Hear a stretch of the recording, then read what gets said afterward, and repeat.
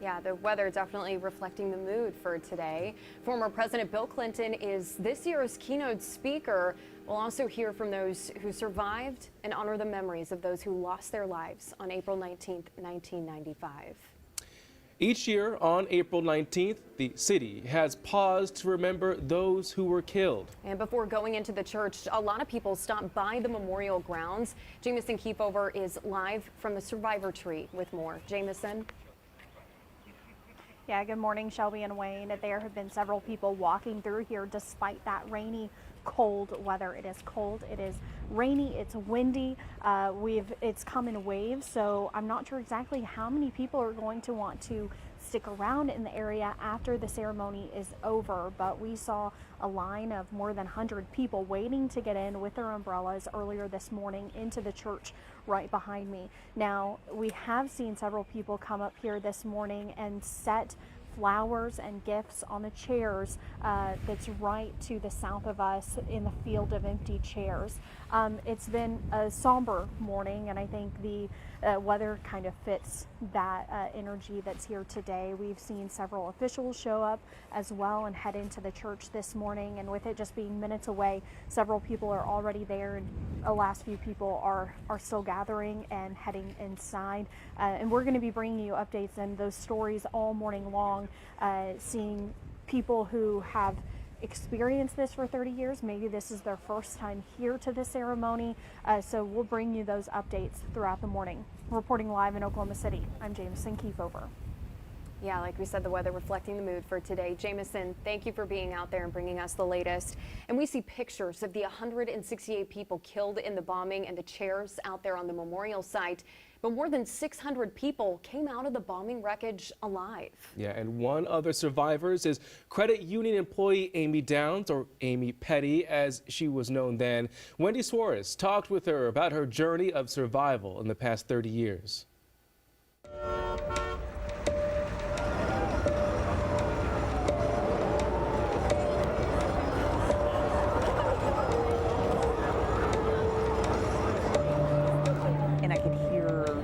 Screaming and feel that powerful, like, roaring and falling, and knowing this is bad. This is, like, I didn't know what it was. Like, I thought maybe I'd been shot in the back of the head or something. I didn't know what. I just knew whatever it was, like, my life's over. I knew it was that level bad. You fell 3 floors? I fell 3 floors, yeah. And I was still in my chair, upside down, buried in around about 10 feet of rubble.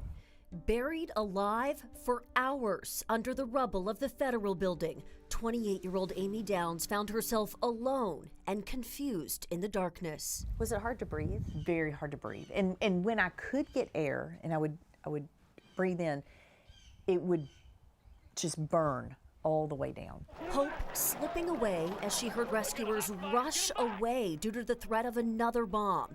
Facing death, Downs began pleading with God for a do-over. She was 335 pounds, had flunked out of college, and was filled with regret. All of a sudden, why was I here? What was my purpose? And life is getting ready to be over, and did I do what I was supposed to do? 6.5 hours later, Downs was being loaded onto a gurney. Her body was pierced with glass and her leg nearly torn off, the scar a permanent reminder. Physical injury or the mental load, which was worse? Mental.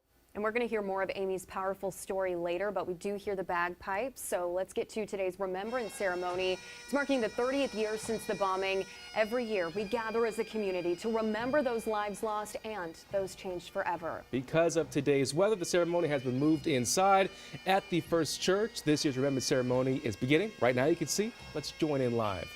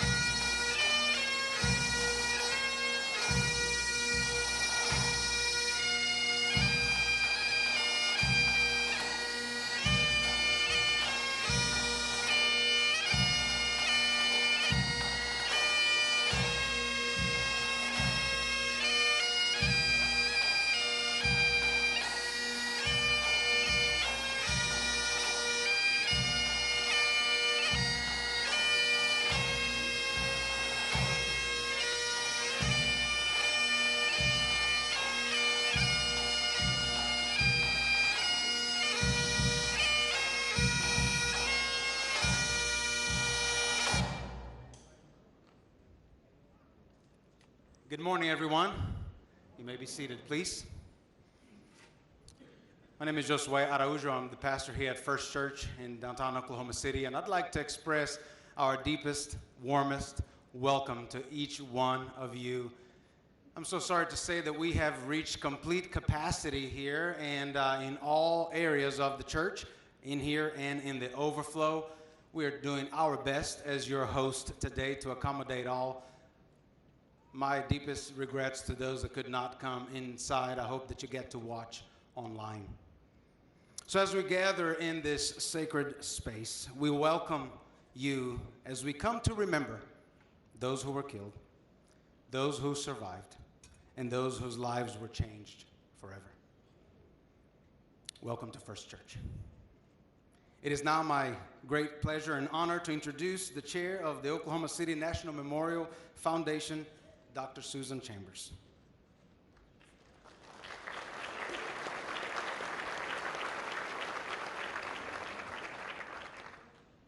Good morning. Thank you for joining us for this 30th anniversary Remembrance ceremony. Thank you to the A Cappella Federation for providing the beautiful music before the start of our ceremony. Thank you to Sharon Austin from First Church.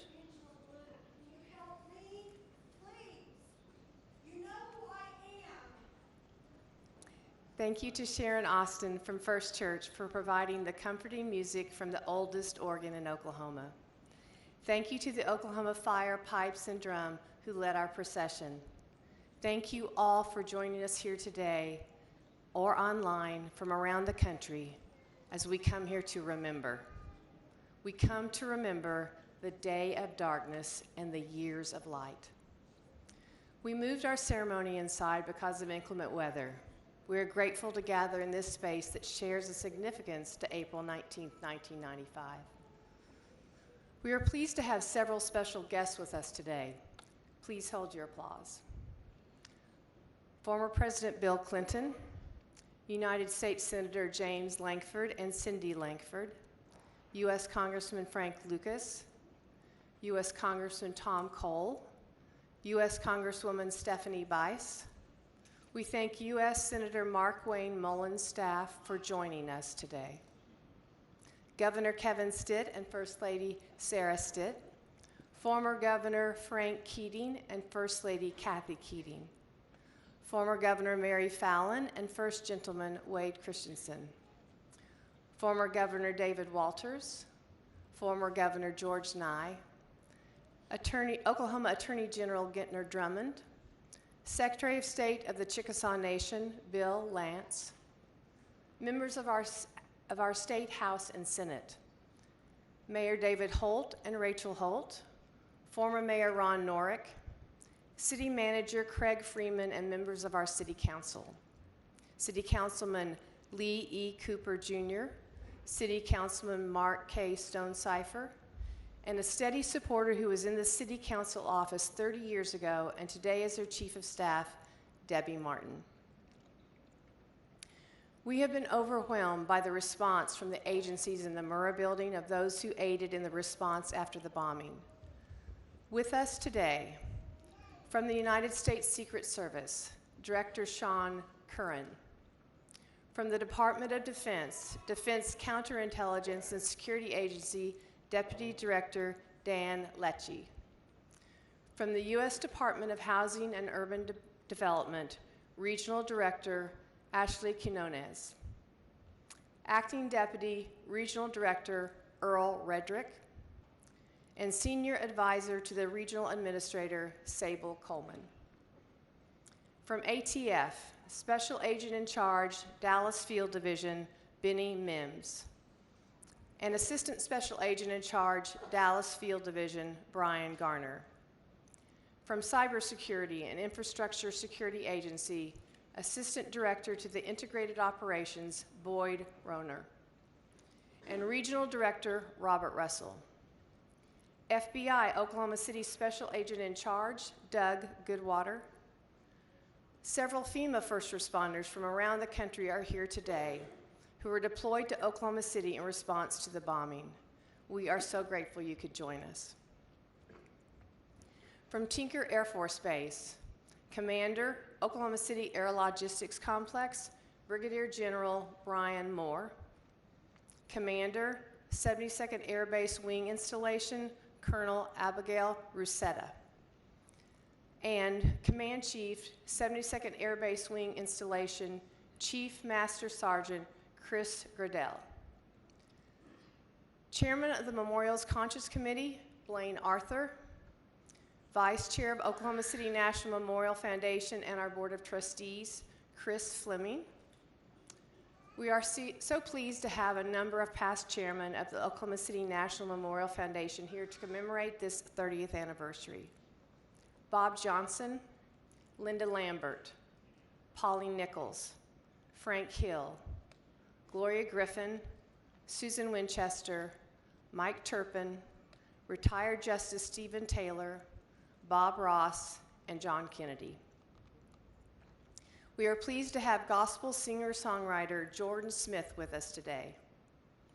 We also thank the members of the media who join us. They have been an essential part of our storytelling over the past 30 years. And most importantly, we welcome our family members, survivors, first responders, law enforcement, and friends of those who were killed, those who survived, and those changed forever on April 19th, 1995. Please join me in welcoming all of our special guests.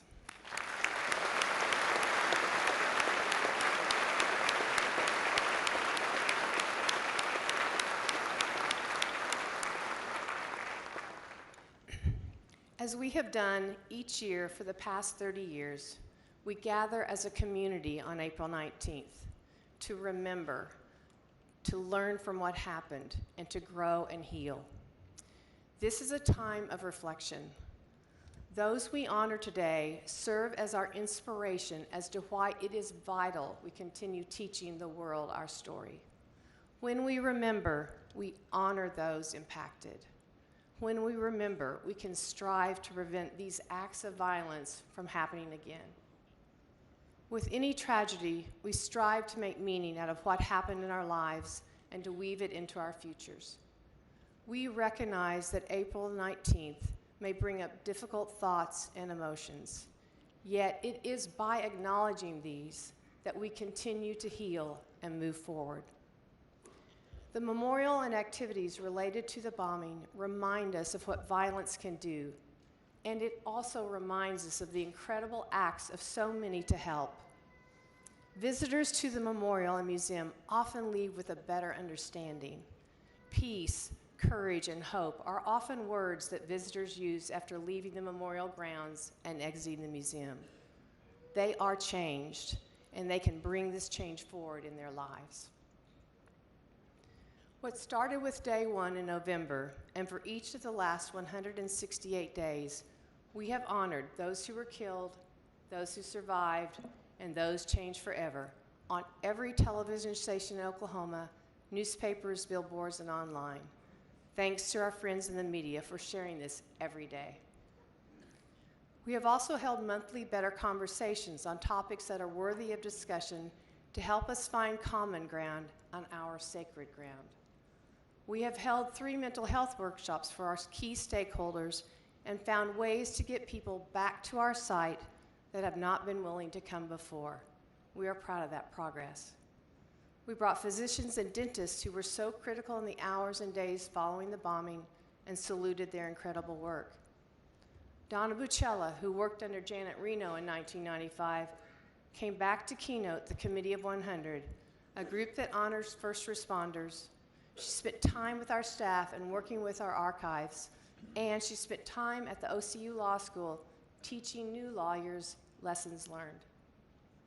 Then just this week, we partnered with the University of Oklahoma on a teach-in where this idea that started with the deans would have their colleges of medicine, music, architecture, journalism, and law students reflecting on the past and hearing from people involved as they teach this story to the next generation.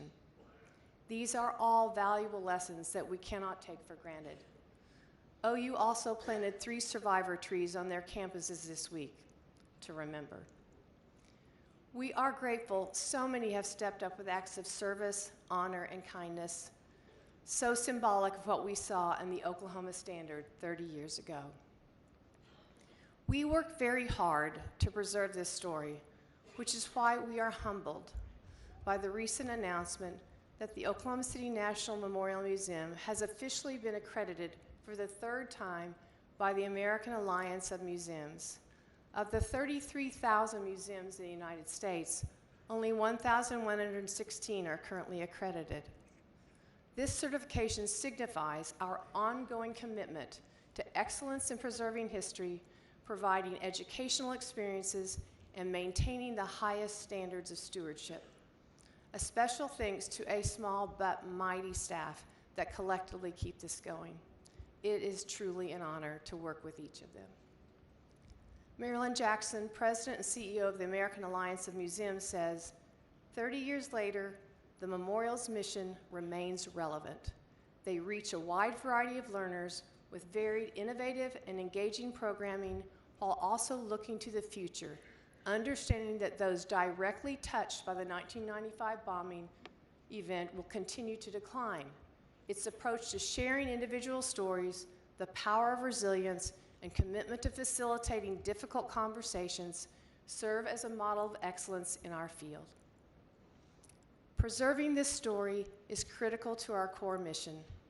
Earlier this month, as part of the 30th year, the memorial was honored to work with downtown OKC and the city of Oklahoma City in creating the new entry point gateway to the memorial on 6th Street off I-235 in Harrison, at the threshold to one of the most significant sites in our nation's history. This gateway reflects the weight of the journey and shapes emotions. As visitors exit, they see a bold and bronze OKC, symbolic of our gates of time. And then as they pass under the railroad overpass, they see the words, "Be the light," that will serve as a reminder of how this city has risen from tragedy, carrying on your message of resilience to the world. Our Memorial Conscious Committee, composed of family members, survivors, and first responders, has been with us on every step, and we work together to ensure that we are always upholding the memorial mission throughout all of our work. We thank our Conscious Committee for their service and welcome those today. April 19th, 1995 started like any other day. Oklahoma City Mayor Ron Norick had just concluded the city's annual Mayor's Prayer Breakfast downtown at the Myriad Convention Center when the attack occurred. The extraordinary leadership of Mayor Norick led us through our darkest days.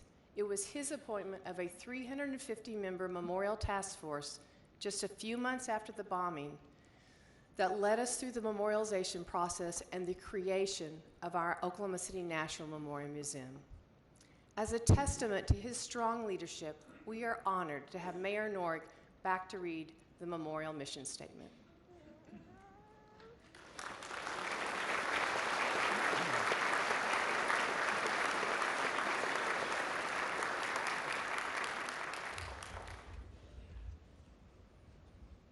Good morning. Good morning. We welcome you here today to remember those who were killed, those that survived, and those changed forever. May all who leave here know the impact of violence. May this memorial offer comfort, strength, peace, hope, and serenity. Please join me in 168 seconds of silence.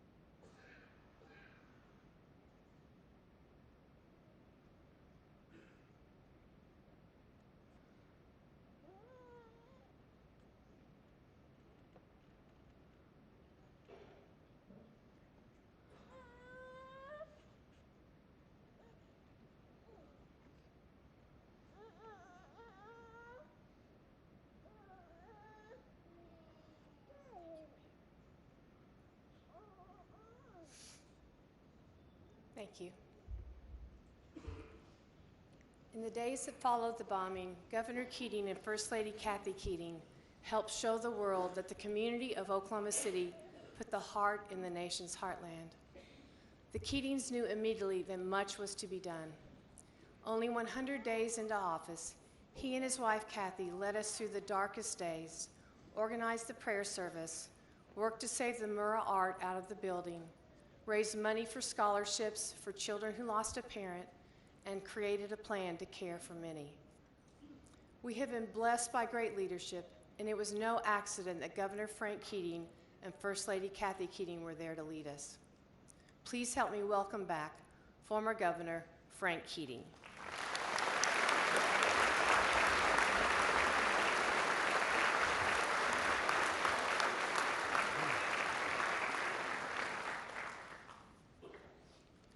Thank you very much, Susan, and thank all of you for being here to celebrate lives, to celebrate security, to celebrate commitment and love of others, many of whom we never knew and we don't know. There's a parable of a man who looked back on his life and saw it as an endless series of footprints in the sand. At times there were two sets of footprints side by side, and he remembered these times as happy times. At others there was but one set of prints, the times of sadness and pain. He confronted God and asked him why he had ceased to walk beside him when he most needed him and most needed his support. Why, he wondered, had God abandoned him? And God answered, "But my son, those were the times I was carrying you." He carries us today, cup gently in his hands. April 19th, 1995 was a day of horror and tragedy. It was unbelievable for those of us who were here and there to comprehend that the devil himself walks the earth and murdered 168 of our neighbors and friends, wounded 700 of our neighbors and friends, caused damage or destruction to 320 buildings, marred the face, scratched the face, bloodied the face of the capital city of Oklahoma. It was incomprehensible that we could see and understand what was occurring. And we wondered, how were we all going to stay together without mutual suspicion and mistrust, and how could we do that? But we did. The Renaissance of Oklahoma, and by the way, I checked this morning, how long is a generation? A generation is 25 to 30 years. And why is it a generation? Because you grow up, you get married, you have children, it's another generation. And think of the blessings we have with all these young people at our schools. I was chairman of the Board of Regents of OU for a while, and it's really amazing to me that a significant minority of the students that are coming to OU are from Texas, of all places.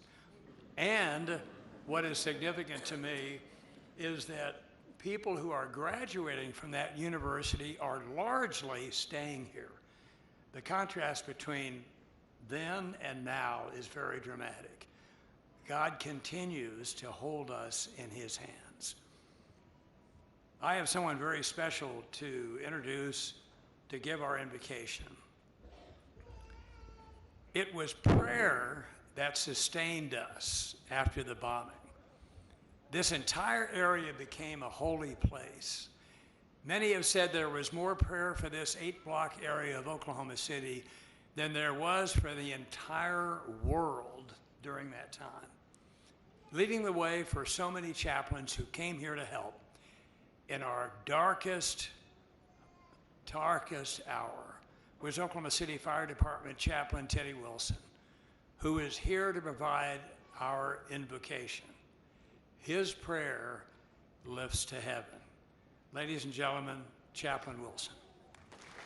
It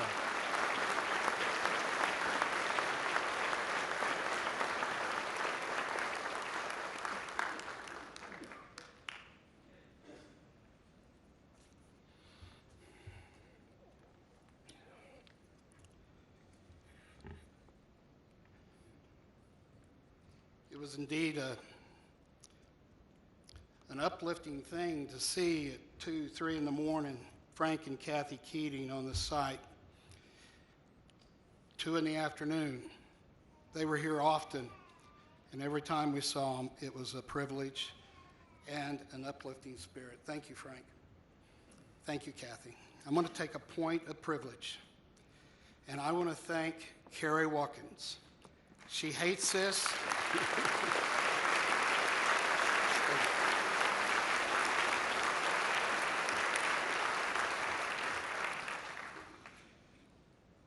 Carrie and her people, and Carrie in the last 29, 30 years, your leadership, your heart is shown in our memorial and in our museum and in everything that you do, extending to congregations, to communities, to folks who are in need.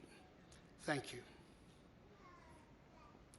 I'm asking you, all of you, today, we bathe this site in prayer. It's untold how many prayers were made. But I'm asking you today, all of you, to join me in your tradition as we pray. Bless the Lord, O my soul. Bless his holy name. 30 years ago, Lord, was truly a dark and evil day. But you, O God, were there to usher into your presence all of our beloved victims. We asked on that day just to give us as many survivors as possible. We remember today the grieving families and friends of those you received the moment they took their last breath here on earth and their first breath in your arms. From the oldest adult to the children to the unborn babies who only knew the warmth and love of their mother's womb until you, O Father, received them unto yourself. We remember our survivors who were in fact the very first rescues. In spite of their injuries, they helped their co-workers and friends and children on this hallowed ground.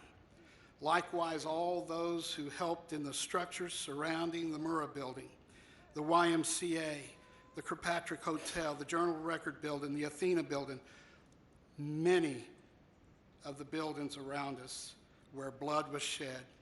Father, so many physical and emotional injuries have been endured over these last 30 years.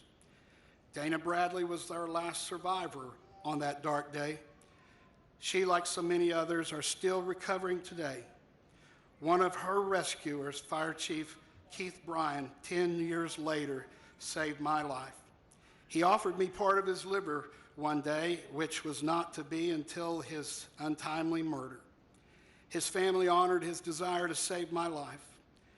And God, you gifted me his organ. He saved me and 2 others with his kidneys. Even in death, he was saving lives.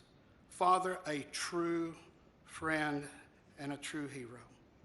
We remember all the rescuers, the firefighters, the law enforcement officers, the National Guard, other military personnel, civilians from every walk of life who rushed in to bear up in our arms, extricating all that we could and getting them to the definitive care that they needed. The Oklahoma Standard was on full display that day, which brought light into the darkness. This standard, in all reality, is your standard, O Lord, to love one another as you have loved us. Nurse Rebecca Anderson rushed in to apply her skills and fulfill her calling, to bind up the wounded and comfort the injured. She gave her life her full measure of devotion, as Abraham Lincoln puts it, honoring her calling that dark day.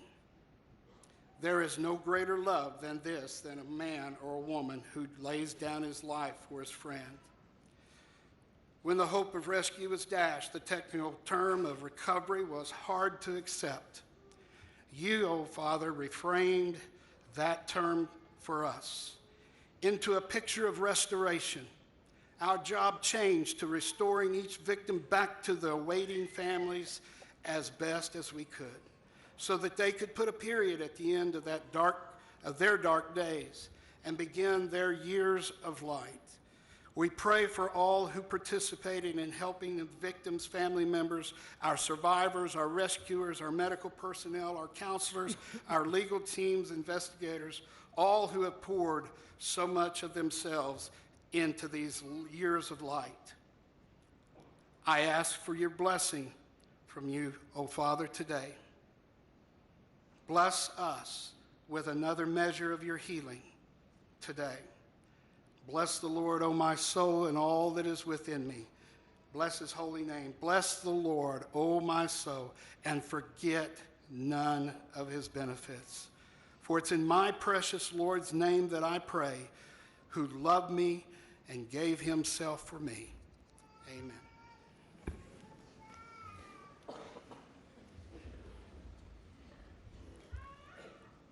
Thank you, Mayor Norick, Governor Keating, and Chaplain Wilson.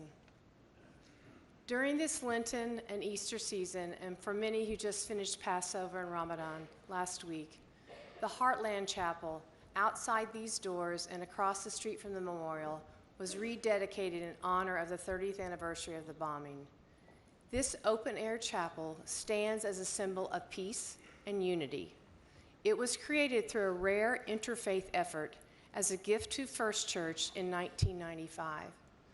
The Jewish Federation of Greater Oklahoma City and America and the Islamic Society of Greater Oklahoma City helped build it as the first structure rebuilt.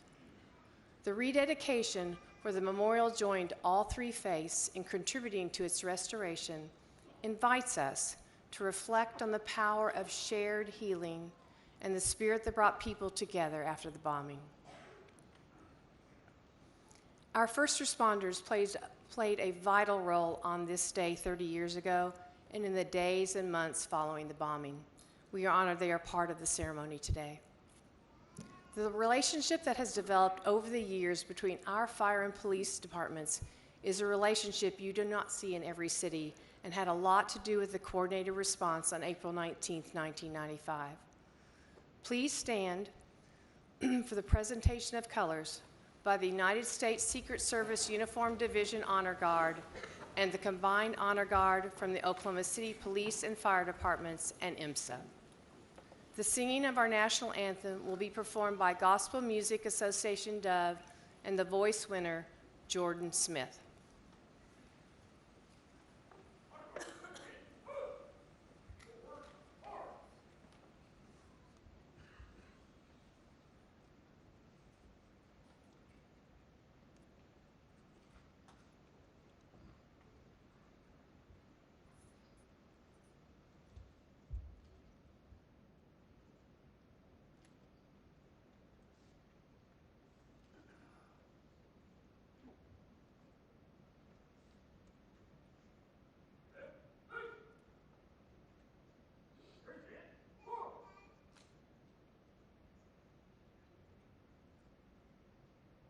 Oh, say, can you see by the dawn's early light what so proudly we held at the twilight's last gleaming, whose broad stripes and bright stars through the perilous fight o'er the ramparts we watched were so gallantly streaming, and the rocket's red glare, the bombs bursting in air, gave proof through the night that our flag was still there. Oh, say does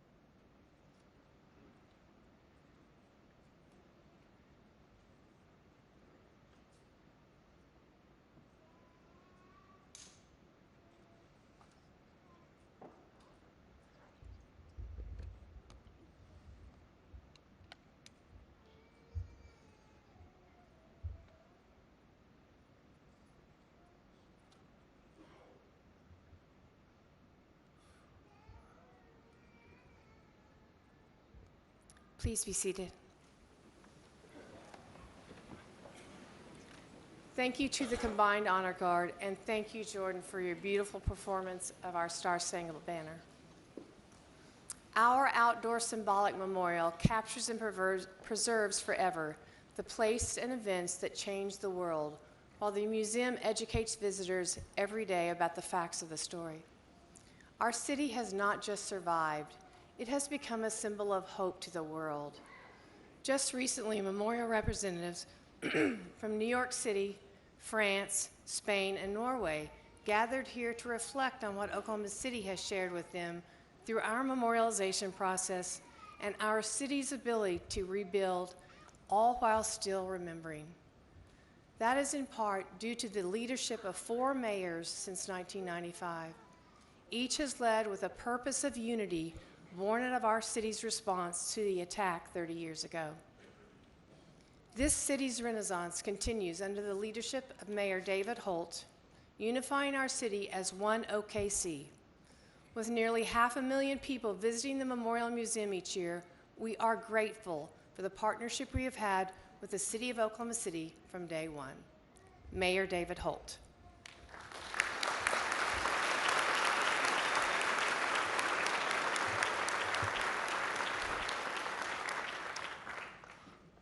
Well, thank you, Dr. Chambers and your board. Thank you, Carrie Watkins and your team. Thank you to everyone gathered here today and to everyone who has supported this remembrance. I begin, as I do every year, by thanking our first responders, our own here in Oklahoma City, and those who came to our aid from around the country. And I again express the deepest condolences of the people of Oklahoma City to those who lost a loved one on April 19th, 1995. Matthew 6:34 states, "Therefore do not worry about tomorrow, for tomorrow will worry about itself. Each day has enough trouble of its own." Tomorrow and tomorrow and tomorrow creeps in this petty pace from day to day to the last syllable of recorded time. That was Macbeth. "Tomorrow is another day," said Scarlett O'Hara in the very last line of Gone with the Wind. Spoiler alert. "Don't stop thinking about tomorrow," sang Fleetwood Mac in a song adopted by a young Arkansas governor as his de facto campaign theme when he ran for president in 1992. "We will stand with you for as many tomorrows as it takes," said President Clinton 3 years later, standing in Oklahoma City 4 days after 168 of our family, friends, and neighbors were murdered by a fellow American. We humans talk a lot about tomorrow. Macbeth was wary of tomorrow. The Bible is quite concerned that we worry too much about tomorrow. But I would argue that most of the time, tomorrow represents hope. It did for Scarlett O'Hara and Fleetwood Mac. Tomorrow is a blank canvas. And though no one is promised tomorrow, we each depend on it, and we hold it close like a lottery ticket. Tomorrow may bring us a better day than today. On some days, it feels like tomorrow almost has to be better than today. On April 19th, 1995, on one level, the people of Oklahoma City certainly had to feel that way. How could tomorrow not be better than today? But on another level, we all knew the sorrows of April 19th would still join us tomorrow. Hundreds of families knew there was someone who was going to be just as gone tomorrow as they were today. Only one person has ever come back, and Christians will mark that event tomorrow. There have been nearly 11,000 tomorrows since the bomb went off. As a city, those tomorrows have in fact brought all the hope and promise we could ever have imagined. One day of darkness has unquestionably been followed by 30 years of light here in Oklahoma City. We have invested billions of dollars into our quality of life, often fueled by unifying community choices that transcended partisanship or other things that might divide us. We are drawing new residents from around the country. We're now America's 20th largest city. Our economy is diversified, our low unemployment rate is on a record streak, and new developments open every month. We have a global identity that's built on a foundation of success and or basketball, but definitely not a bombing. Tomorrow, we will launch our thunder into what we hope is a historic NBA playoff run. And in 3 years, we will welcome people from around the world as we stage 7 events of the 2028 Los Angeles Olympics. The day after tomorrow, our city will turn 136 years old. And these last 30 years have unquestionably represented our city's golden age. No one who knows and loves Oklahoma City would dispute that statement. On the other hand, for those who lost so much on April 19th, 1995, for those who survived, and for those changed forever, those 11,000 tomorrows have been a mixed bag. Even as tomorrow has brought weddings and births, graduations and success, there has always been an empty chair, or a traumatic memory, or a dark realization of the evil that humans can do. For each of you, I hope this community has done and will continue to do all that it can. I think I use an aspirational word like hope there because to us, just standing with you can feel a bit inadequate. We want to return your loved one. We want to make your pain go away. But though we can't, I know each of us believes that our role in the Oklahoma Standard is to do all we can. And so I stand here as your mayor and pledge that no priority in this city will ever stand between us and that commitment to you and your family who lost so much. It was a commitment originally made by President Clinton, but we all co-sign. Tomorrow is often a symbol of hope, but it can also be a word of commitment, a reflection that a promise will endure into the future. We all recommit on this 30th anniversary that we will stand with you for as many tomorrows as it takes. Today, I also want to speak of a related commitment that will outlive all milestones and all of us. This is my 8th address to this gathering. Over 8 addresses, I have spoken in favor of love, empathy, truth, and better conversations. I have asked us to embrace pluralism, to look past things that can be used to divide us, like political opinions or ethnicities or religion, and asked us to instead consider the infinite ways in which we are alike. I've spoken against dehumanization and words of division, and I've asked us to gauge into that tranquil, reflecting pool across the street and consider whether the person that you see is living up to the Oklahoma Standard in their own words and social media posts and actions. I've stated that this obligation starts with us as citizens of Oklahoma City, but that it should apply to everyone in this entire country, especially and including elected officials and all those in the public eye. I have also spoken repeatedly these last 8 years about the passage of time. It's on my mind today because today is a milestone in the measurement of time. It is the 30th anniversary of the bombing. Because of that milestone, President Clinton is in Oklahoma City this weekend. He met with families and rescue workers last night and visited the memorial, keeping a commitment as he has for 30 years. We thank him on behalf of the people of Oklahoma City for that commitment.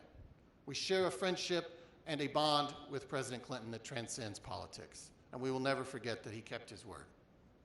Thank you as well to Governor Keating, Mayor Norick, Kerry Watkins, and all the people who have kept this city's commitment to those who needed support these past 30 years. 30 years is an inflection point, no doubt. 10 years is the blink of an eye. 20 years is still less than a generation, but 30 years hits different. Many of us now have to admit there are more yesterdays for us than there are tomorrows. Perhaps that reality reminds us that in addition to the obligation I spoke of that we have to the families most directly affected, we also have another related obligation in Oklahoma City.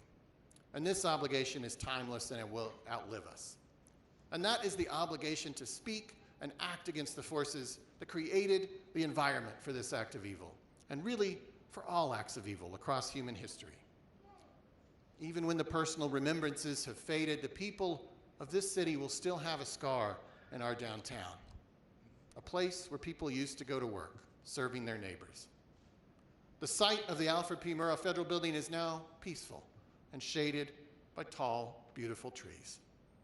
But the jagged edges of concrete that surround it remind us that it is a scar, a symbol of what humans can do to each other when they do not love each other, when they do not seek to understand each other, when they fail to acknowledge our shared humanity, when they dehumanize each other, when they entertain conspiracy theories, when they are willing to act outside of peaceful democratic processes, even to commit violence, and when they let extremism rot their brains to the point where even a child is a soldier in their imagined war. Humans are highly unlikely to ever fully shed our capacity for evil, but evil can be answered and kept at bay. Evil must be answered. And the residents of this city must always be the protectors of a commitment to do so. Perhaps today on this 30th anniversary, like a relay runner in one of our memorial marathons, we are beginning to pass the baton of that commitment. And that baton of commitment will be kept by P.J. Allen, Rebecca and Brandon Denny, Joseph Webb, Nakia McLeod, and Chris Wynn, the 6 children who survived the bombing. It will be kept by Clint Seidel, Krista Dahl, Dina Abulon, Hillary Johnson, Deontay Thomas, and the 249 children who lost one or both parents that day. Those are the youngest among us who bore direct witness. But this commitment will also be kept by those who are too young to have borne witness. It will be carried by the 38 members of the Memorial Teen Board. It will be kept by my kids, George and Maggie, who are now almost the age I was when the bombing happened. They host a video about the bombing for middle school kids you can find on YouTube. It will be kept by your kids and your grandkids. It will be kept by the people who will stand here on the 60th anniversary and the 90th anniversary, when everyone here will turn towards a wheelchair on stage and ask the last remaining survivor what it was like. Even then, when tens of thousands of tomorrows will have passed, this commitment by the people of Oklahoma City to stand against evil must endure. I thank each of you and those who will follow for your commitment, for it will require all the tomorrows that lie ahead. Thank you.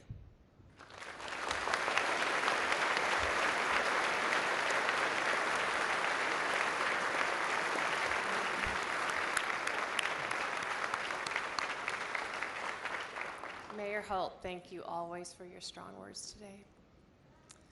From this past September and through December of this year, the Journey of Hope Tour is visiting all 77 counties.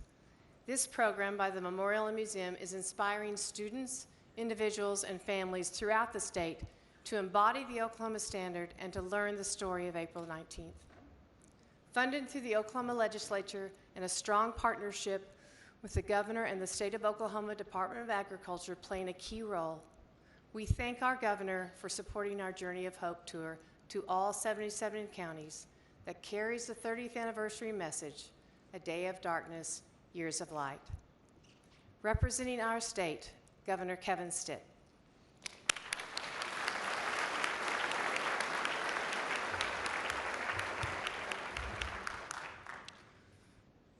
Thank you so much, Dr. Chambers, and thank you for your words, Mayor. We gather here today with heavy hearts and unwavering gratitude as we mark the 30th anniversary of the Oklahoma City bombing, an act of unimaginable violence that changed our city, our state, and our nation forever. On April 19th, 1995, at 9:02 a.m., 168 innocent lives were taken from us. Among them were children, government workers, veterans, mothers, fathers, and friends. But amid that heartbreak, something powerful emerged. In the smoke and rubble, in the chaos and sorrow, we saw the very best of Oklahoma. We saw helpers, people who didn't wait to be asked, who ran towards danger, who gave without hesitation. Firefighters, police officers, EMTs, nurses, clergy, and everyday citizens answered the call. People like Terrence Yeeke and Jim Ramsey of the Oklahoma City Police Department, and John Hanson of the Oklahoma City Fire Department, they ran into the rubble to save their fellow Oklahomans. Dr. William Fabry and Debbie Atterby, they worked tirelessly to treat the wounded. Dozens of pastors and chaplains showed up and prayed with the grieving in the hours and the days after the tragedy. Oklahomans gave blood. They opened their homes. They offered their strength. This spirit of compassion and courage came to be known as the Oklahoma Standard, a commitment to service, honor, and kindness that has shaped who we are as a people. And as Scripture reminds us in Galatians 6:2, carry each other's burdens, and in this way, you will fulfill the law of Christ. This is exactly what Oklahomans did on that day and every day since. We honor the heroes of April 19th. We also honor those who continue to help, those who stayed, the mental health counselors, the teachers and the pastors, the city workers and all the volunteers, those who carried the burdens of that day quietly, faithfully, year after year. And to the families, to the survivors, the children who grew up without a parent, to the spouses who rebuilt life in shadows of loss, you are the embodiment of resilience. You have turned pain into purpose and sorrow into strength. The Oklahoma City National Memorial stands as a tribute to those who lost, those we lost, but also to those who helped. It reminds us not only of the horror of that morning, but of the hope that followed. As Romans 12:21 says, do not be overcome by evil, but overcome evil with good. Oklahoma did just that. We chose hope over hate, unity over fear, compassion over chaos. We also remember that the helpers didn't stop in 1995. The Oklahoma Standard continues every time a neighbor steps up, every time a tragedy is met with open arms, every time we choose kindness over indifference. To the younger Oklahomans here today, you may not remember that morning, but you live in a state forever shaped by it. You are the next stewards of the Oklahoma Standard. So today, let us pause and reflect, not only on what we lost, but on what we built in the wake of tragedy. Let us recommit ourselves to helping others, to serving without seeking recognition, to carry one another's burdens, and to living with the same compassion that defined April 19th, 1995. To the first responders, the families, the survivors, and the citizens who showed us the power of love in the face of evil, we thank you. We honor you. May we never forget the 168 lives lost. May we never forget the children. And may we never forget the light that broke through the darkness on that day. May God bless their memory. May God bless all who continue to serve. And may God bless the great state of Oklahoma. Thank you.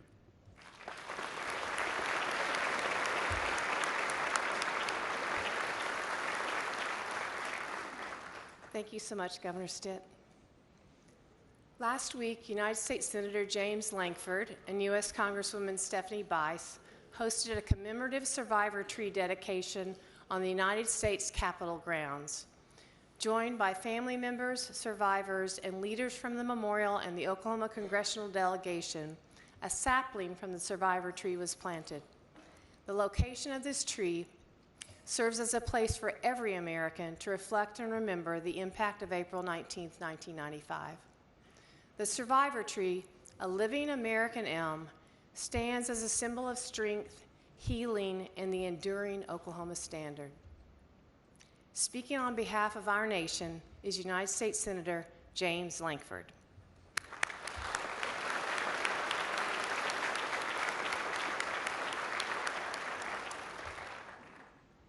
Many of you got up very, very early this morning to be able to get here, stood in line in the cold rain, because we are determined not to forget.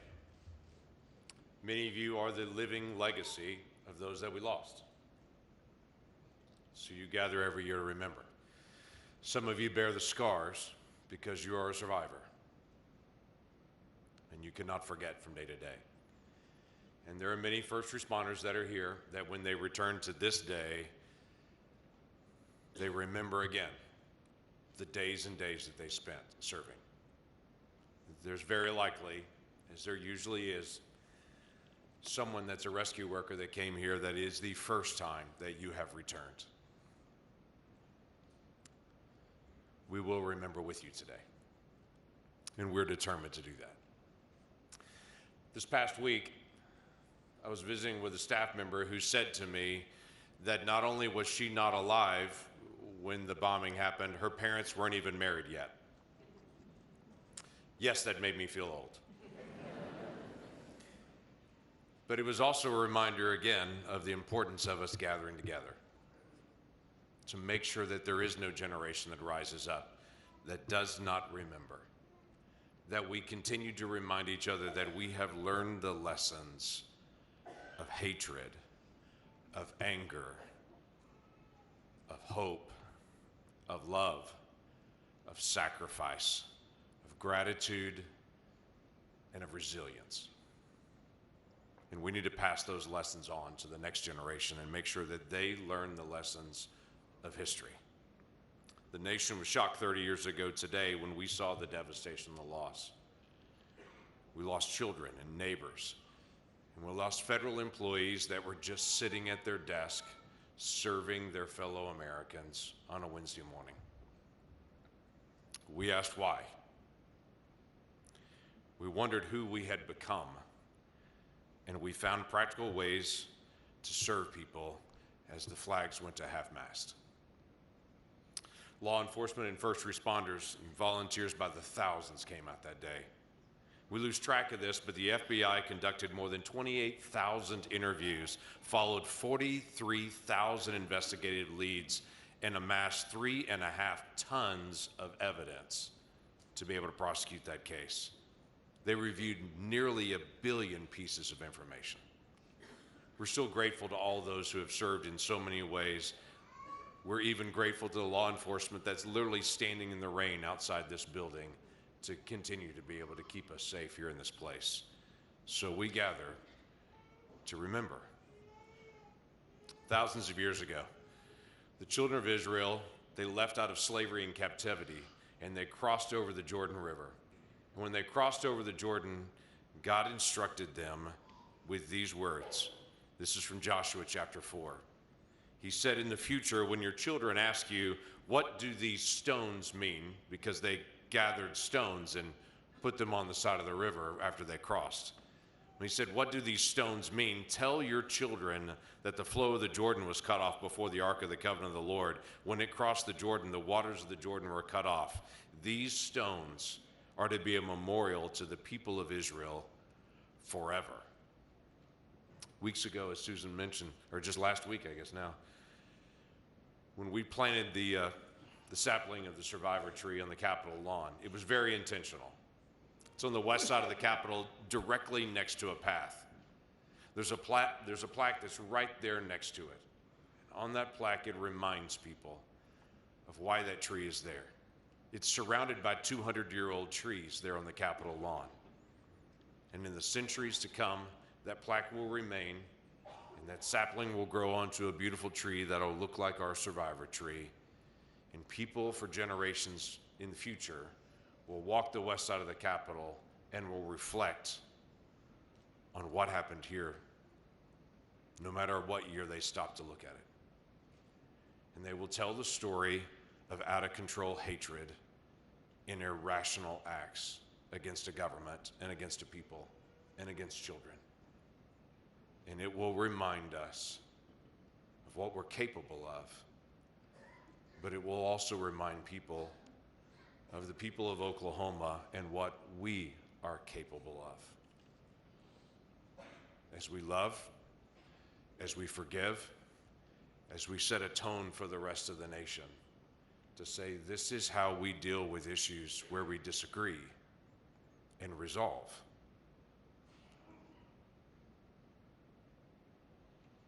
Something we need as a nation. As we gather this exceptionally wet day before Easter, we'll tell today our children and people here why this memorial stands and what we have personally learned from this time period. I stood with some folks that had not been at the memorial just a few days ago at sunset, and I learned a new thing about the memorial even as I stood with them. I stood at the survivor tree around sundown and told them the story about that tree, and in the middle of the story, bats flew out of the tree, and I learned a new thing. There are bats that live in the survivor tree. Yes, I jumped. Let's set the example for the rest of the nation. Let's tell them our story again so that the nation doesn't forget. Let's teach the nation how to love and forgive. Let's remind each other of dark days in the past and how God walks with us through those dark days. Even in the valley of the shadow, God does not forget us, and we will not forget.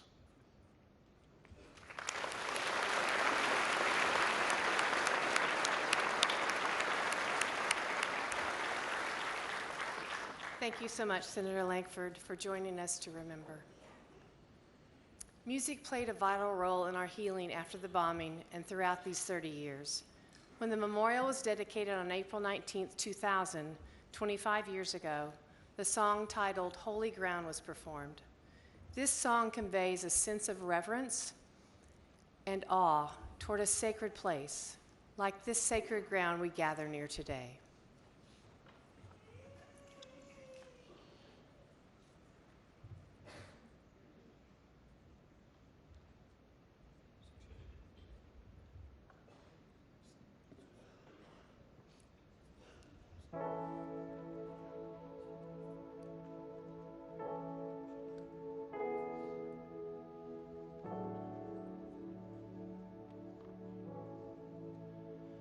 We are standing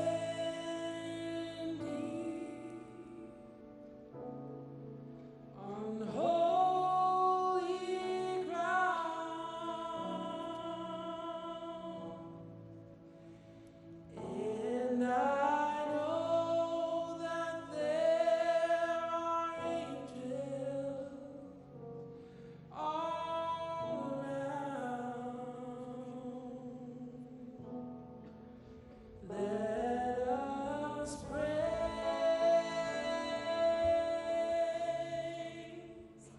our God now.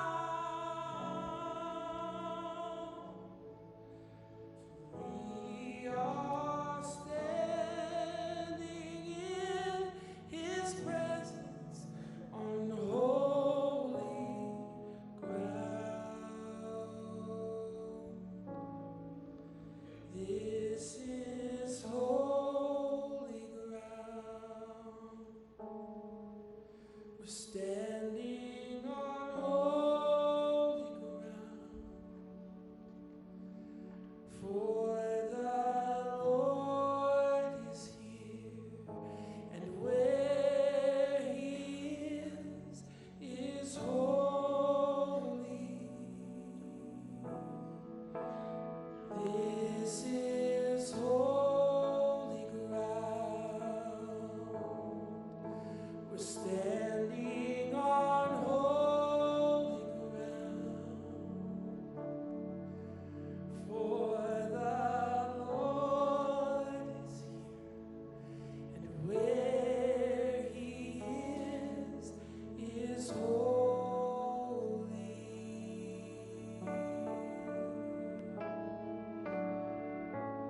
Can we stand and sing this together today? We are standing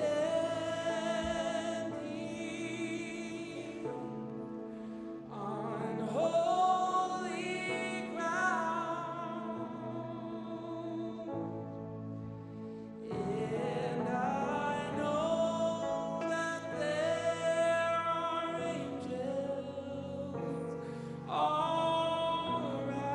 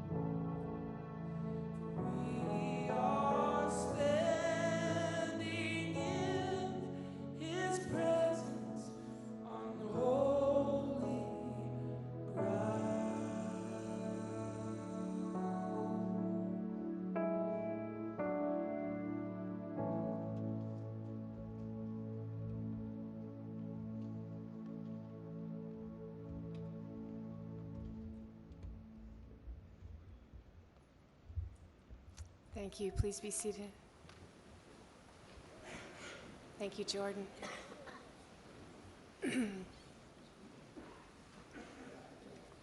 After the bombing, President Bill Clinton offered the resources of the federal government while allowing our state and local officials to lead the rescue and recovery events. Never before had federal, state, and city governments worked together so seamlessly.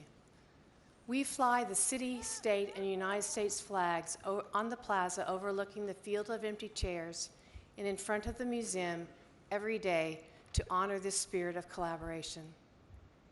We thank Mayor Norick, Governor Keating, and President Clinton for their clarity, their decisiveness, their courage, passion, and humility. Just as significant was the message the President provided and the presence that he and Mrs. Clinton brought to the memorial prayer service just days after the bombing. In his remarks, he promised that America would never forget, and he's kept that promise by marking his 8th visit to the memorial to honor the 168 who were killed and to thank those involved in the recovery efforts. The memorial was honored to take part in a panel of leaders at the Clinton Library last week regarding the events of April 19, 1995. President Clinton, you said, in 1995, for as many tomorrows as it takes, we will stand with you, and you have. Thank you. Ladies and gentlemen, please welcome back our friend, President Bill Clinton.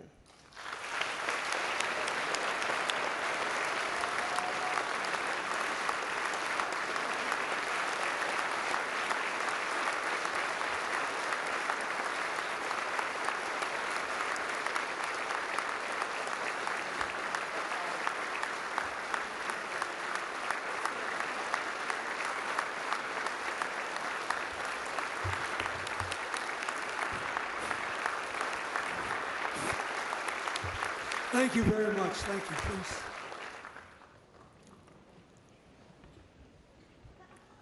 I've had the best seat in the house. I've been watching on the monitor. I want to thank, first of all, Doctor, thank you for the introduction and for your wonderful work. And I had a nice visit with a pastor in the music room.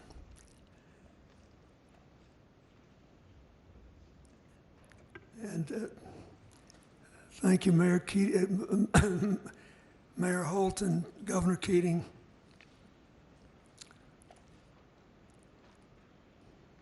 Mayor Norwich, Senator Langford, Governor Stitt, Chaplain Wilson, and Jordan Smith, thank you for singing one of my favorite hymns. The guy that wrote that hymn was the music director of a Pentecostal church in Louisiana, whose pastor was one of my best friends, and I love singing it. And it was sung at my mother's funeral. So this has been very moving for me. Listening to all of you and remembering. 30 years ago, I thought I was going to have a very different day when I woke up. I went jogging with the winners of the Boston Marathon, giving me the illusion, and an illusion it was, that I was somehow pretty fit. And then I got back to the White House and the devastating news. That truck bomb, as you all know better than I, claimed 168 lives. 19 of them were little children in the building's daycare center. I always like to start with that when I talk to people, because A lot of times, fanatic will tell you, I'm sorry, this, that, or the other thing had to happen, but you know, there has to be collateral damage sometimes to make a statement. I never have heard anybody say that who had to live with the damage.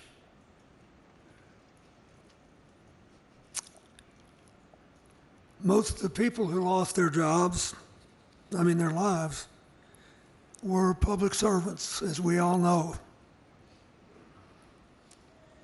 They got amazing coverage after this happened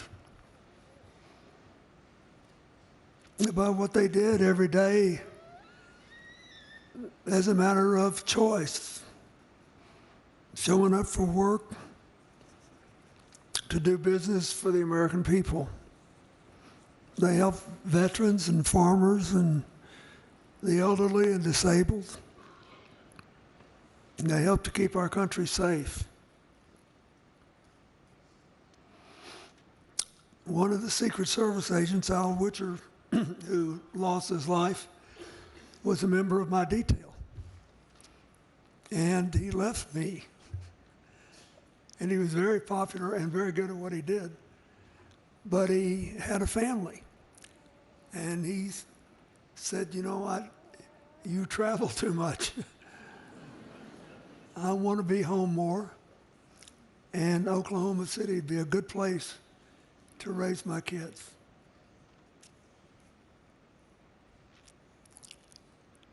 All of us who knew him thought he was going on a much safer journey, which shows you how little any of us can know about what tomorrow will bring.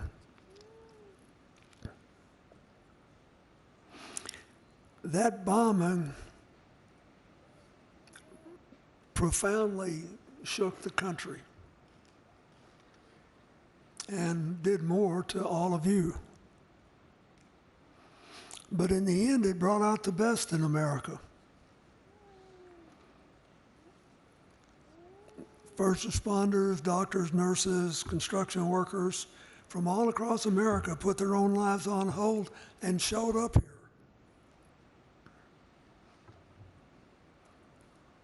My FEMA director, James Lee Witt, would call me daily and just give me, he said, this group showed up, that group showed up. He said, you can't believe it, they're just appearing. And I said, well, your job is to help make sure that the local people make full use of them. And we talked about how thrilling it was.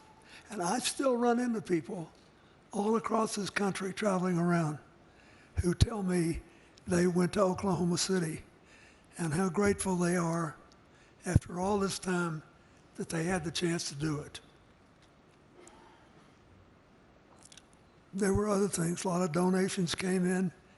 We all remember the drawings of school children that were featured for several years. The cards, the teddy bears,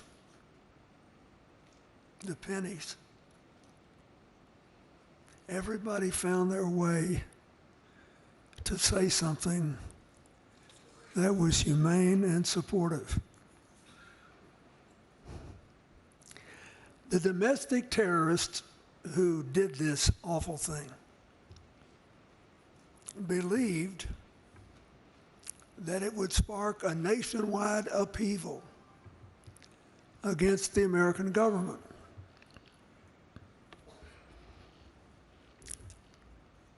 And would eventually destroy our government and our democracy and our way of life. Instead, you gave them, as the mayor said so eloquently, the Oklahoma Standard.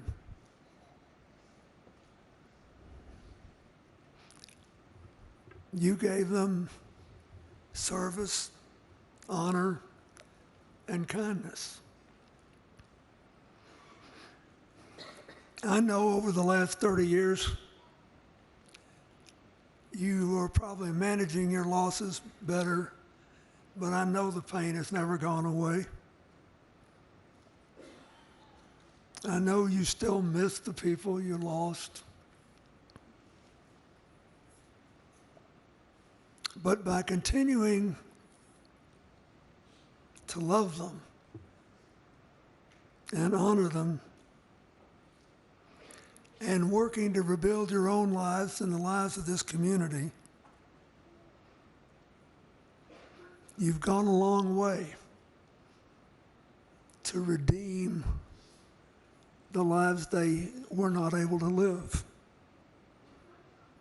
And just as important, you have given America a very great gift. Every year, we get together and reaffirm your model of how, despite all of our differences, in case you haven't noticed, we've got a few. But in spite of all of them, we can still find a way to move forward together with the Oklahoma standard. Service, honor, kindness. Did it work? All you have to do is look around. I mean, the difference, just the physical difference in being in this city today and 30 years ago is breathtaking. But every time I'm here, I talk to people who serve in restaurants or work in whatever hotel I'm staying in, or just people, and I say, "You like living here?" And they all say yes. And they just feel like they're walking with a little spring in their step because they know they live in a place that they can be proud of. So I did my anecdotal poll last night and today, and you're still winning.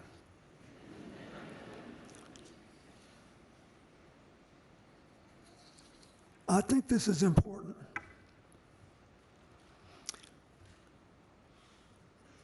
Because in recent years, the country has grown more polarized. And on that awful day 30 years ago, you were the center of the polarization. Now look what you've built. And yet we have these differences. And it seems to me, I listen to this a lot because I'm old and I can't run for anything anymore. I always kid, I'm almost as old as President Trump. but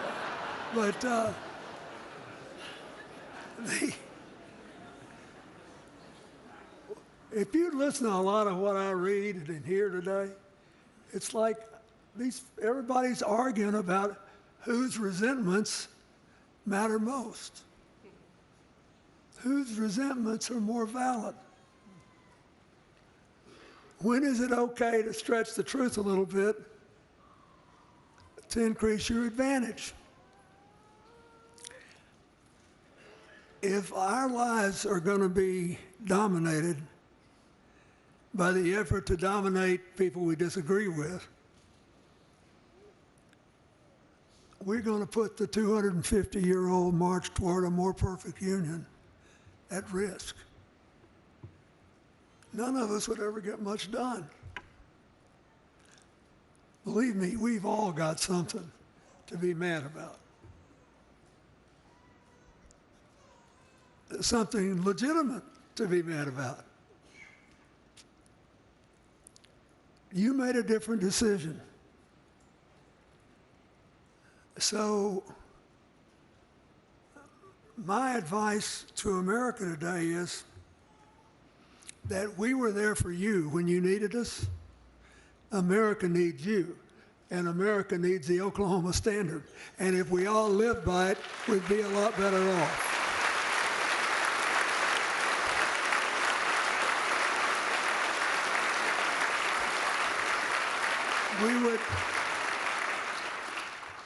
We would get a fairer economy, a more stable society. We would understand one another, and we wouldn't feel weak if we admitted we were wrong about something. Does you good every now and then to admit you're wrong. You know? I do.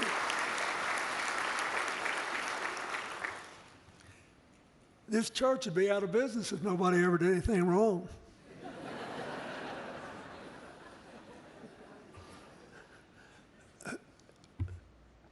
We're laughing, but you know it's true. And so I ask you to think about that. I think all the time about the breathtaking changes you made here because of how you decided to respond. And this is hard work. President Eisenhower, who I think was underrated for several years, said that he worried about whether democracy could last in America because it required in the end such concentration and discipline and the willingness not to do things as well as to do them.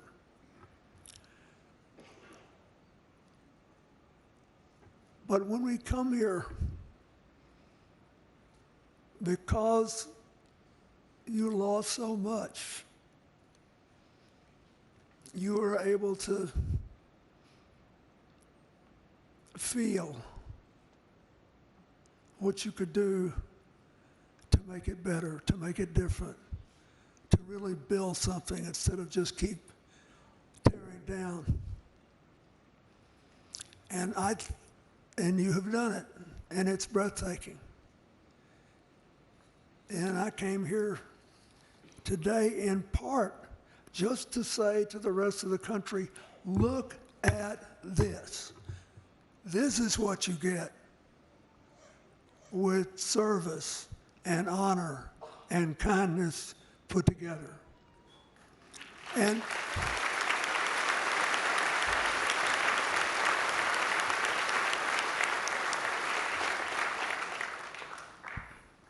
you know, a lot of people use the phrase more perfect union in speeches because it has a nice ring to it. And the founders pledged that they were getting organized to give us a more perfect union. But it's 18th century language. The modern meaning is, hey folks, let's face it, we are not perfect. And we are never going to be perfect. But we can always do better. And so we have to shed all the baggage that keeps us from doing better. That's what we owe 30 years later, the people who made the ultimate sacrifice in Oklahoma City. That's what we owe the families, the children, the grandchildren, the people who survived them. I wish I could live 30 more years to see what's going to happen. Because in spite of all this bellyaching you hear, we're the best positioned country in the world for the 21st century if we don't blow it.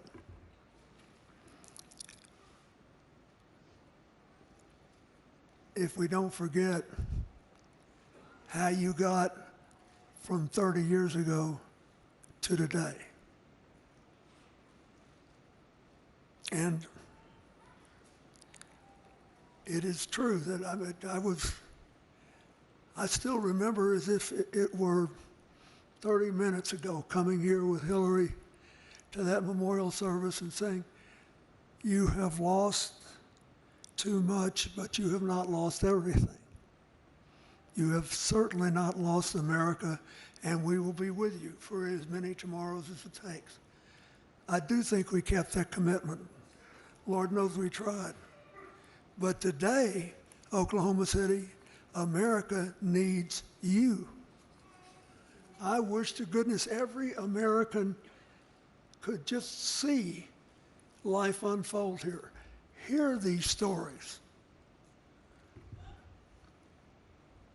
Listen, you know, I love sitting backstage and listening to Frank Keating. I wondered if he missed his calling, if he should have been a preacher, but at the time he was a good Catholic boy and there wasn't a big space for him there.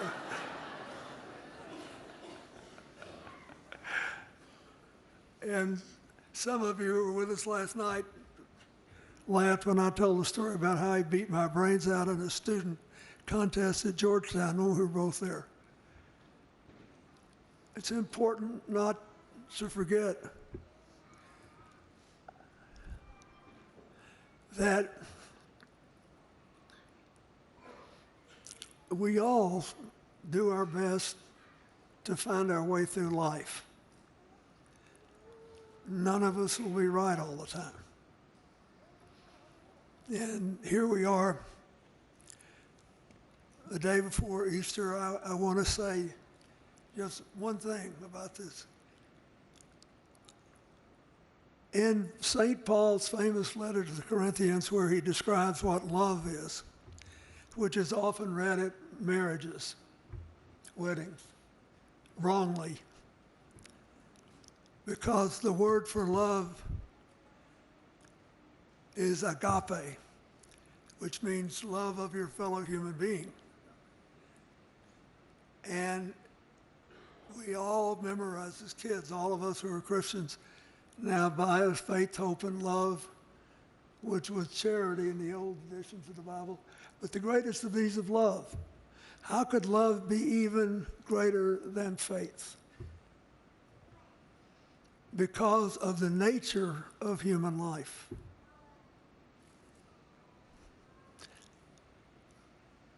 I love this. It's my favorite. It's the only thing that I think every politician in the world of any religion would benefit from internalizing.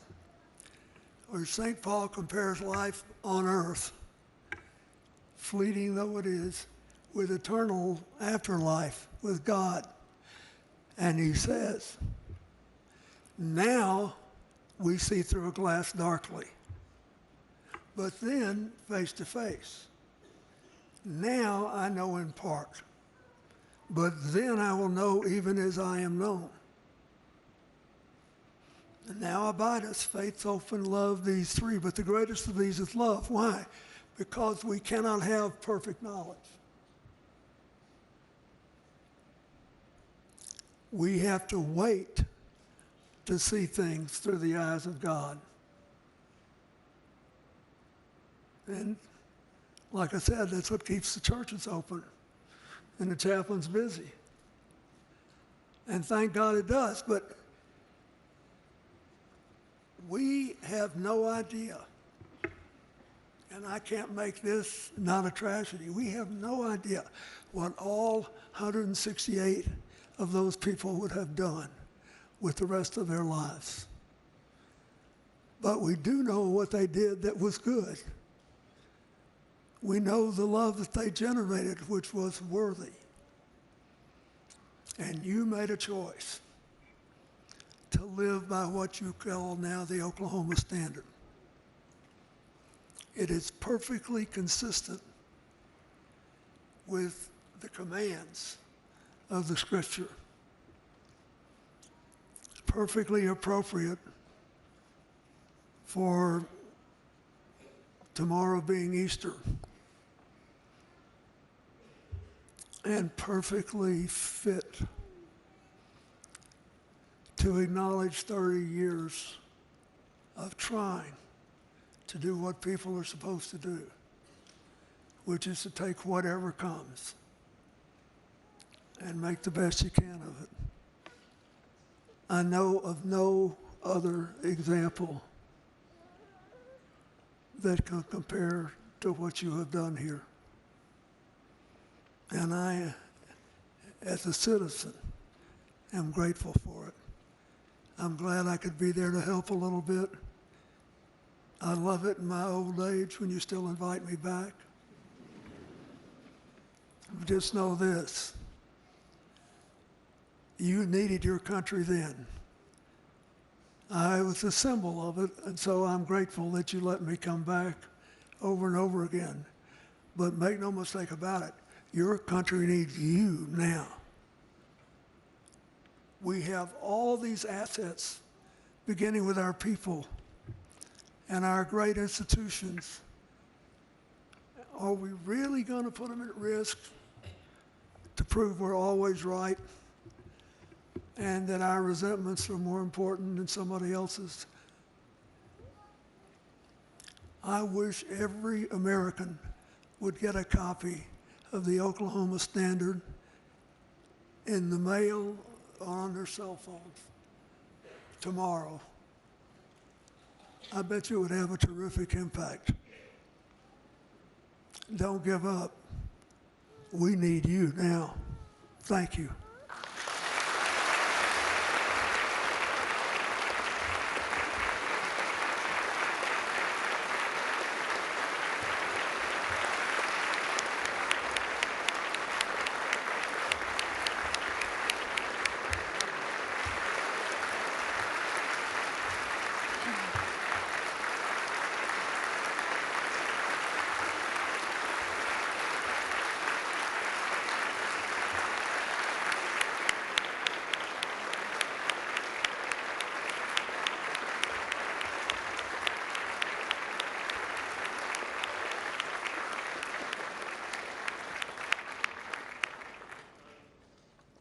Thank you so much, Mr. President. Please be seated.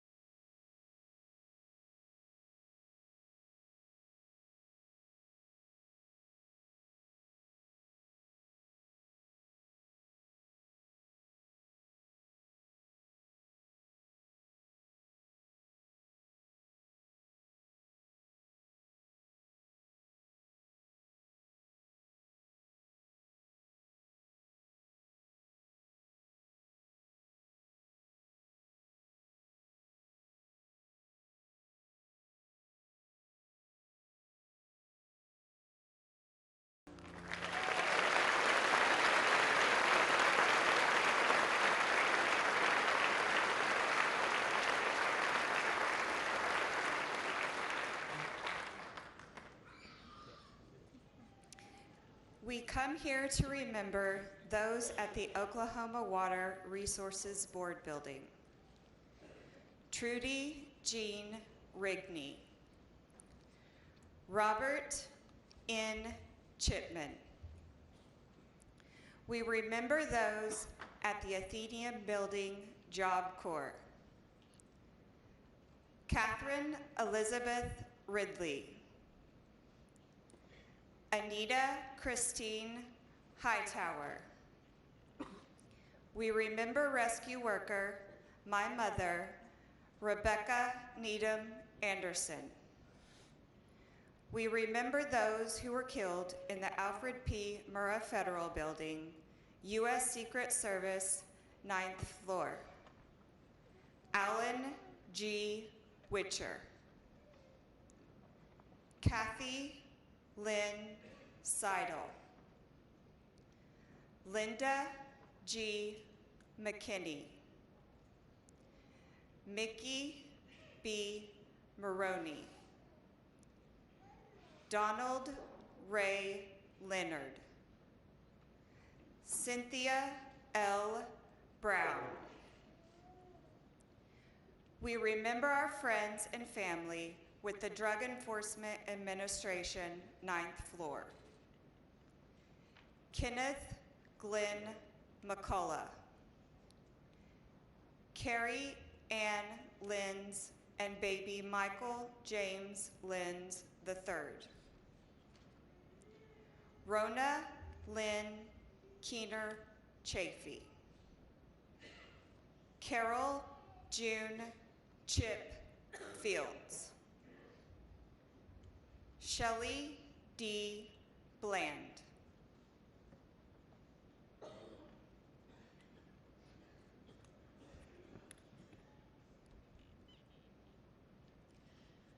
We remember those who were killed with the Department of Housing and Urban Development, 8th floor.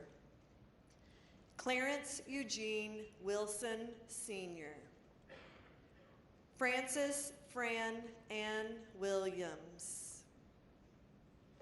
Michael D. Weaver. David Jack Walker.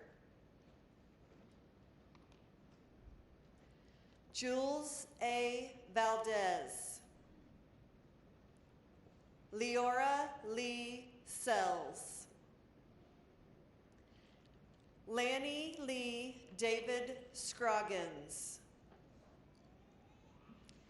Antonio Tony C. Reyes. Dr. George Michael Howard, DVM. Susan Jane Farrell. Kimberly K. Clark. Donald Earl Burns, Sr. David Neil Burkett. Peter R. Avellanosa. Ted L. Allen. We remember those who were killed with the Department of Housing and Urban Development, 7th floor. Joanne Wittenberg. John Carl Van S. III. John Thomas Stewart. Terry Smith Rees. My mother, Patricia Ann Nix.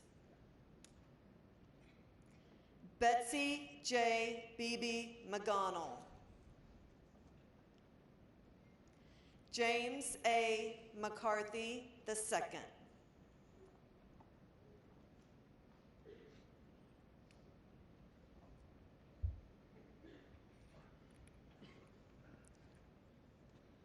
We continue to remember those who were killed from the Department of Housing and Urban Development, 7th floor. Mary Leisure Renty. Teresa Lee Taylor Lauderdale. My mother, Anne Kreinberg. Thompson Eugene Jean Hodges, Jr. J. Colleen Giles. Linda Louise Florence. Judy J. Fro Fisher. Castine Brooks Hearn Devereaux. Diana Lynn Day. Kim R. Cousins. Andrea Yvette Blanton. Diane E. Hollingsworth Althouse. We remember our friends and family with the Department of Housing and Urban Development, 5th floor. Paul Gregory Beatty Brocksterman. We remember our friends of the United States Marine Corps, 6th floor. Captain Randolph A. Guzman, USMC. Sergeant Benjamin Lorenzo Davis, USMC. We remember those with the U.S. Customs, 5th floor. Claude Arthur Madeirez, SSA. Paul D. Ice, Senior Special Agent. We remember our friends and family with the Department of Agriculture, 5th floor. Rita Bender Long. Carol Sue Khalil. Doris Adele Higginbottom. Richard Dick Cummins. Dr. Margaret L. Peggy Clark. James E. Bowles. Olin Burl Bloomer.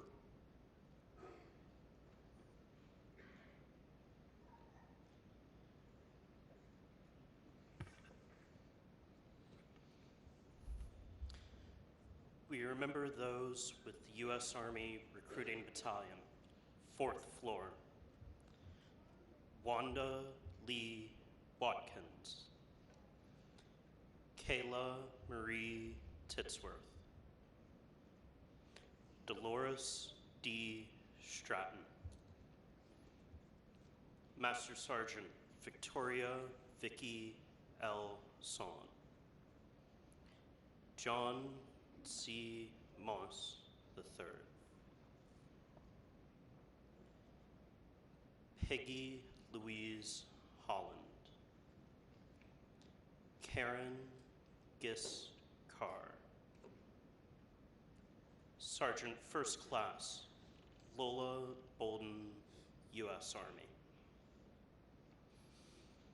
We remember our friends and family with the Department of Transportation, Federal Highway, 4th floor. John A. Youngblood. Johnny Allen Wade. My uncle, Rick L. Tomlin.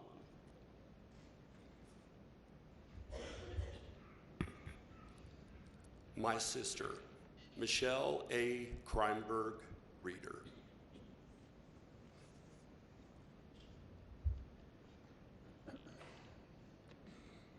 Jerry Lee Parker.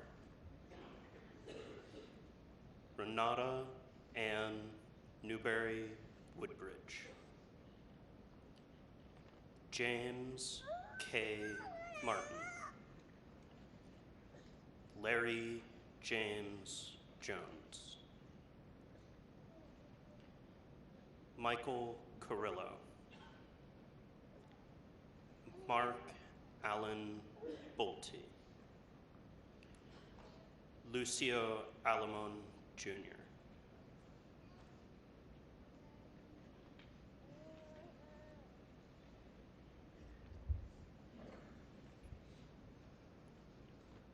We remember our friends and family with the Federal Employees Credit Union, 3rd floor.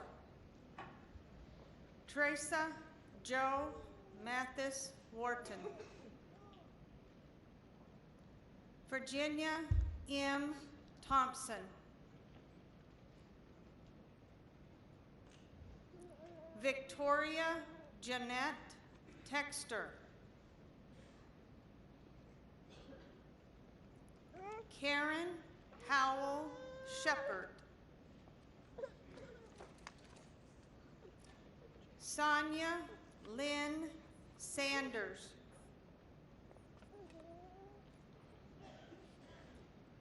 Christy Rosas.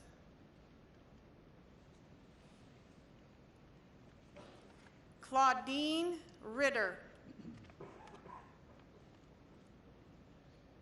Jill Diane Randolph. Frankie Ann Merrill. My sister, Claudette Duke Meek. Kathy Cagle Linan. Valerie Joe Kelch. Alvin J. Justice. Christy Yolanda Jenkins. Robin Ann Huff and baby Amber Denise Huff. Linda Colleen Housley.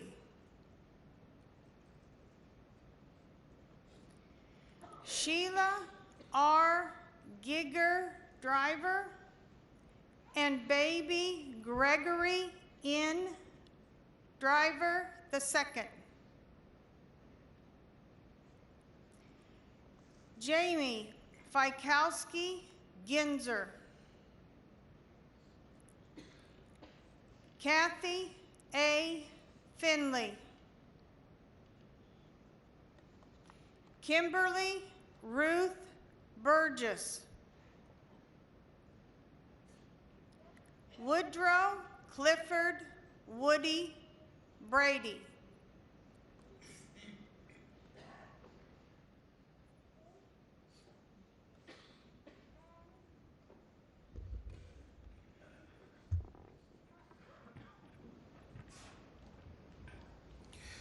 We remember our friends and family with the Defense Security Service, 3rd floor. Robert G. Westbury. Larry L. Turner. Norma Jean Johnson. Peter L. DeMaster. Harley Richard Cottingham.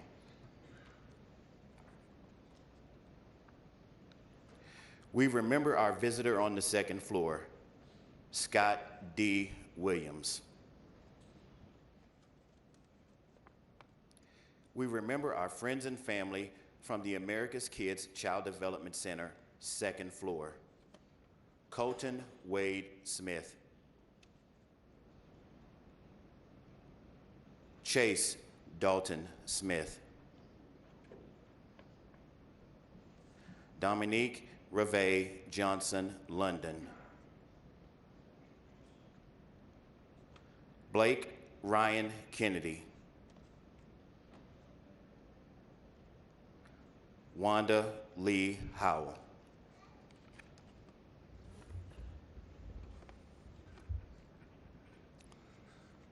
We continue to remember our friends and family from the America's Kids Child Development Center, second floor. Kevin Lee Gottschall II. Tevin DeAndre Garrett. Tyler Santoy Eves. Brenda Faye Daniels. J.C. Ray Coyne.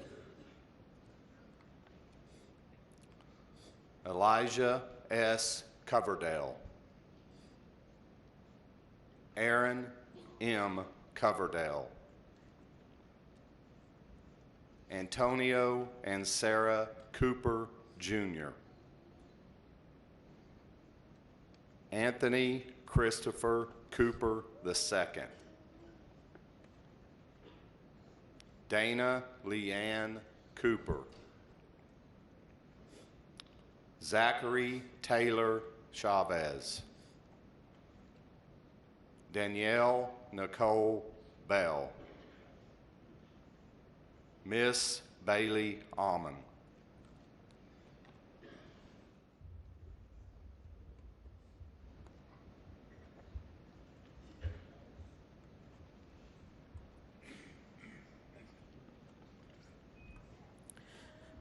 We remember our friends and family from the General Services Administration, first floor.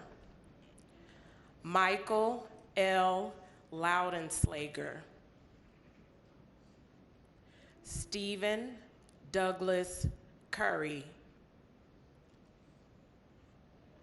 We remember our friends and family from the Social Security Administration, first floor. Sharon Louise Chestnut. W. Stephen Williams. Julie Marie Welch. Robert N. Walker, Jr. Luther H. Trainer. LaRue A. Trainer. Michael George Thompson. My mother, Charlotte Andrea Lewis Thomas.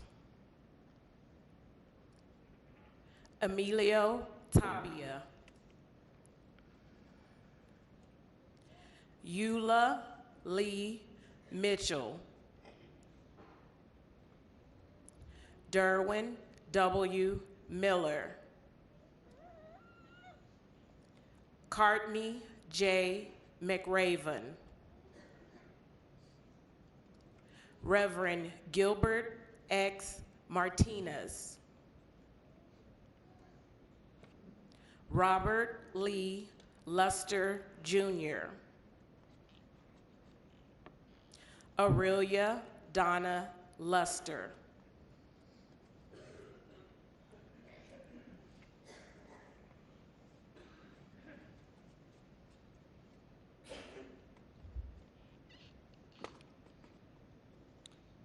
We continue to remember our friends and family from the Social Security Administration, first floor. My cousin, Airman First Class Lakeisha Richardson Levy.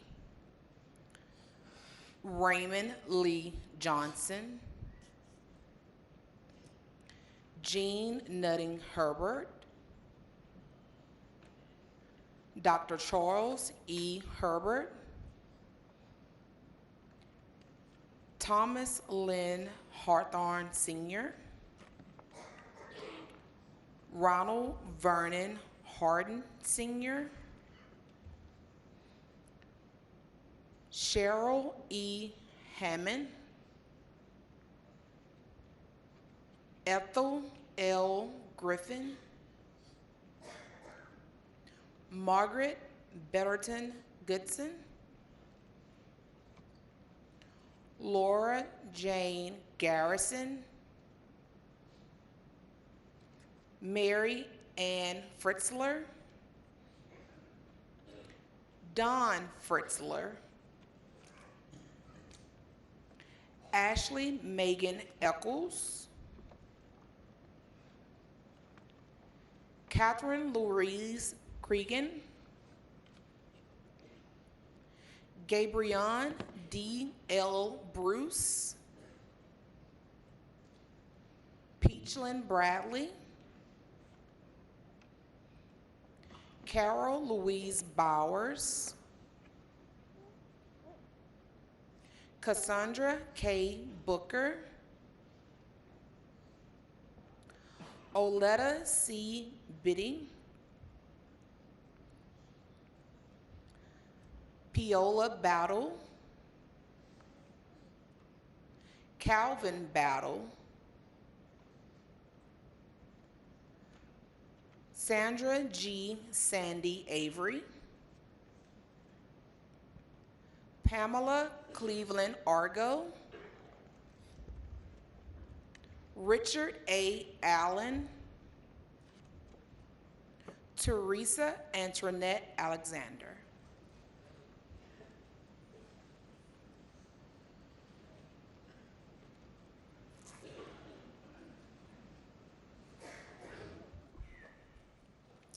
Thank you to our readers who were forever changed by the events of April 19, 1995.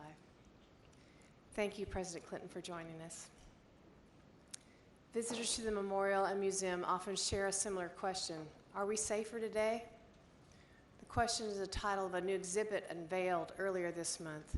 We encourage you to spend time at the exhibit if you tour the museum today. Admission to the museum is free today thanks to Cox Community Day. It will open at 10:30 and remain open until 5 o'clock tonight. We invite all family members, survivors, and first responders to a reception inside the museum at 10:45 after you spend time at the chairs. Please enter through the 6th Street entrance. Saplings of the survivor tree are available following today's ceremony in front of the museum. We hope you'll join us next weekend for the 25th annual Run to Remember, to cheer on more than 25,000 runners who come here to help us celebrate life and run the Oklahoma City Memorial Marathon.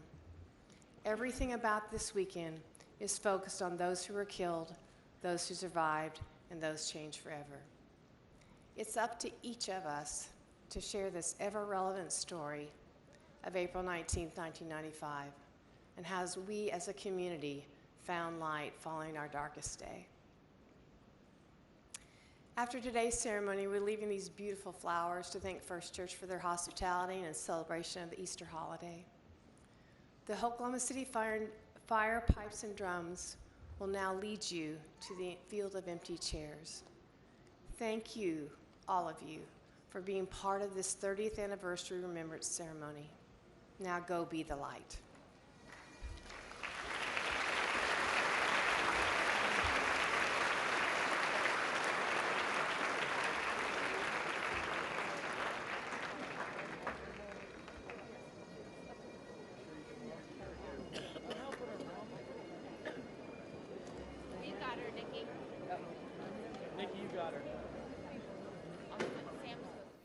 All right, now go be the light. What a beautiful way to end a beautiful ceremony. So many amazing speakers. Mayor Holt, really touching words just to live by. Of course, can't forget about that singer. It's incredible. Yeah, it was a really powerful ceremony. I mean, we do talk about the darkness and the somberness of it all and remembering that day, but you also leave with that sense of hope. And I think President Bill Clinton did a great job of that. A big message today about unity from him.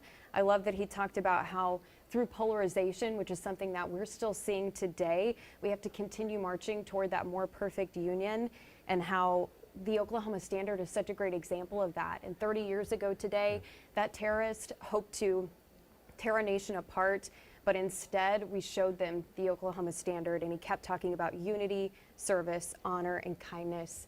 and saying if we all lived by the Oklahoma standard, we'd be a lot better off. I thought it was really great. Really important to live by, that's for sure. Now, we just heard that if you haven't been to the memorial, it's a great time to do it. It's an incredibly educational experience. The Museum Memorial will be open free of charge until 5 p.m. today, thanks to Cox Communication Day, Community Day. The fire tree saplings are also being given out at the memorial grounds today as well. Yeah, thank you so much for joining us as we remember the 30th anniversary of the Oklahoma City bombing with the story of those who were killed, those who survived, and those who were changed forever.